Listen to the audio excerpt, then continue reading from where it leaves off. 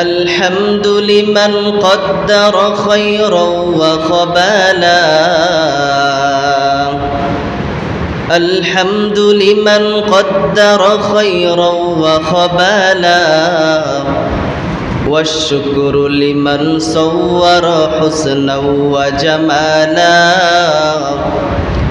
والشكر لمن صور حسنا وجمالا فرد صمد عن صفة الخلق بريء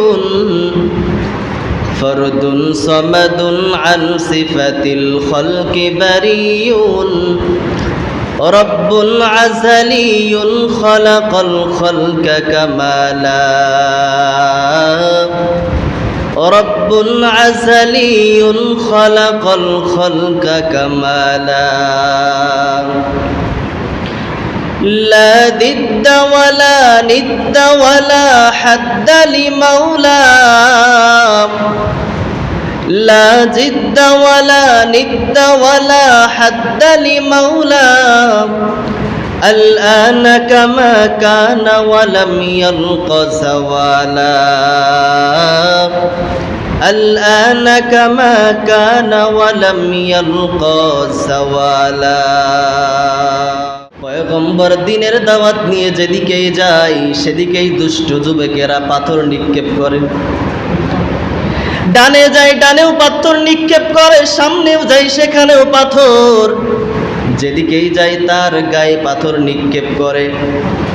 পাথরের আঘাতে পয়গম্বরের শরীর থেকে রক্ত বের হয়। শুধুমাত্র তাই নয়, রক্ত বের হয়ে জুতা মুবারক পায়ের সাথে আটকিয়ে যায়। রক্তটা বের হয়ে জুতা পায়ের সাথে লেগে যায়, জুতা আর খুলতেছে।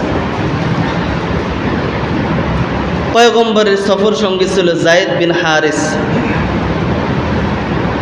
উনি বলতেছে, যেদিক থেকেই পাথর আসুক না কেন আমি চেষ্টা করতেছি আমার পয়গম্বরকে বাঁচানোর। যেদিক থেকেই পাথর আসে আমি আমার গায়ে আঘাত নেই, পয়গম্বরকে লাগতে দেই না। কিন্তু সব দিক থেকে যদি আসে সে কি ঠেকাতে পারবে একা? এই পাথরের আঘাত থেকে বাঁচার জন্য পয়গম্বর দ্রুত তায়েফ থেকে চলে আসলেন অনেক দূরে। জিবরাইল আলাইহিস সালাম এসে বলে, পয়গম্বর এই যে দেখেন পাহাড়ের ফেরেশতারা আপনার সামনে উপস্থিত। এই সমস্ত ফেরেশতারা পাহাড়ের দায়িত্বশীল অবস্থায় আছে। পাহাড়ের ফেরেশতারা বলে, পয়গম্বর আপনি যদি আদেশ দেন ওই যে বড় বড় পাথর দেখা যায়, পাহাড় দেখা যায়, ওই পাহাড় দিয়ে তায়েফবাসীকে একেবারে ধূলিসাৎ করে দিব। পয়গম্বর এত কষ্ট সহ্য করার পরেও বদদুয়া করেন নাই, বরঞ্চ পাহাড়ের ফেরেশতাদেরকে বলতেছে, এই ফেরেশতা আজকে যদি বদদুয়া করে দেয়, আজকে যদি এদেরকে ধ্বংস করে দেওয়া হয়, আগামীকালকে আমি দ্বীনের দাওয়াত কার কাছে দিব?